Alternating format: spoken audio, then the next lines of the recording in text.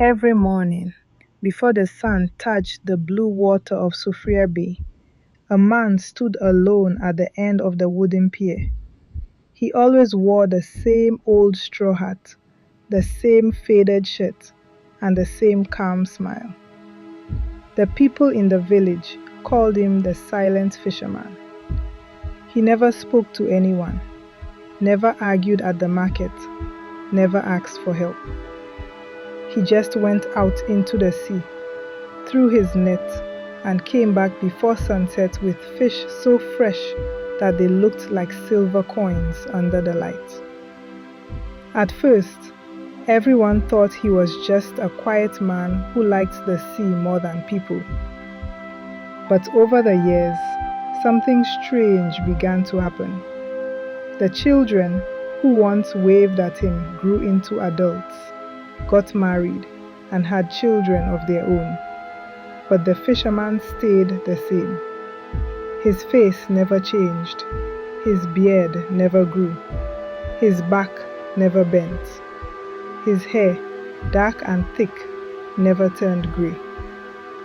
Some said he had found the secret to staying young. Others whispered that he was not human at all. The mystery began to bother the villagers.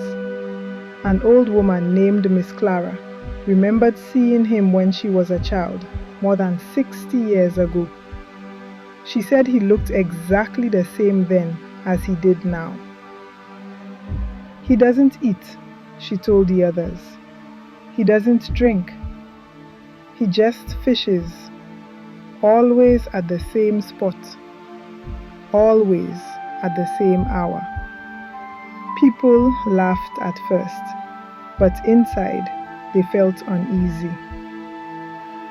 One day, a curious young man named David decided to follow him. David was a fisherman too, and he wanted to know the secret behind the silent man's catch. Just before dawn, he hid behind a rowboat and watched the old pier.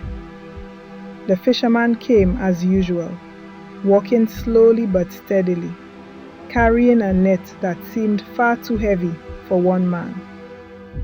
David noticed something else. Wherever the fisherman stepped, the boards under his feet didn't make a sound, not even the smallest creak. When the fisherman pushed off his boat into the dark water, David followed at a distance. The bay was quiet, except for the splash of oars. Then, something cold brushed David's arm.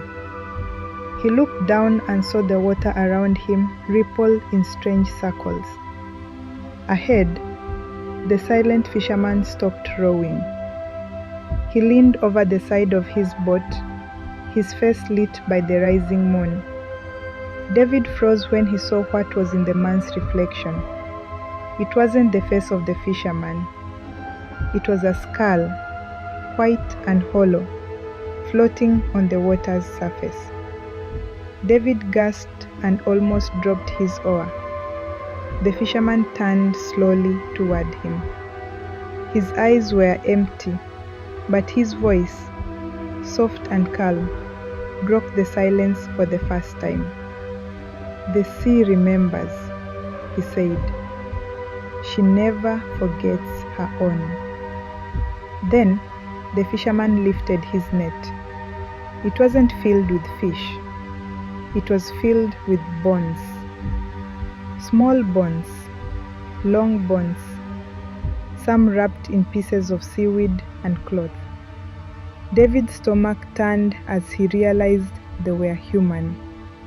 He paddled backward in panic, but the fisherman raised a bony finger and pointed at him. "You came to take what isn't yours," he whispered. "Now the sea will take you." The next morning, David's boat drifted back to shore, empty. His oar floated beside it. The villagers searched the entire bay but found nothing else. The silent fisherman was there, standing at his usual spot, pulling his boat in. When Miss Clara asked if he had seen David, he only looked at her and shook his head. Weeks passed, and life in Soufrière went on. Tourists came and went, never knowing the stories the locals tried to forget. Every evening, people avoided the pier after dark. They said that if you stood there long enough, you could hear whispering whispers rising from the water. Voices calling for help. Voices that sounded like the ones who had gone missing. Years later, a photographer from the city visited the bay. He was fascinated by the silent fisherman and took a picture of him against the sunset. When he developed the photo, his hands began to shake. The fisherman's body was clear, but where his face should have been, there was only the dark outline of a skull. The photographer showed the picture to the villagers. Some crossed themselves. Others said it was a trick of the light. But that night, the wind howled through the village like the cry of the deep. The next morning, the photographer's camera was found floating near the pier. He was never seen again.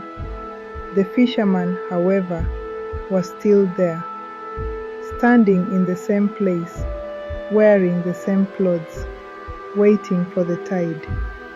His net, heavy as always, dripping seawater onto the wooden boards. Children now whispered that if you looked too closely at his reflection, you would see, not yourself, but the person the sea wanted next. And so, the people of Soufrière learned to keep their distance. They no longer called him the silent fisherman. They called him what they feared he truly was, the keeper of the drowned. Thanks for watching. Shout out to our regular viewers. Your encouragement keeps me inspired. If you enjoyed this journey into Caribbean culture, don't forget to subscribe for more captivating stories.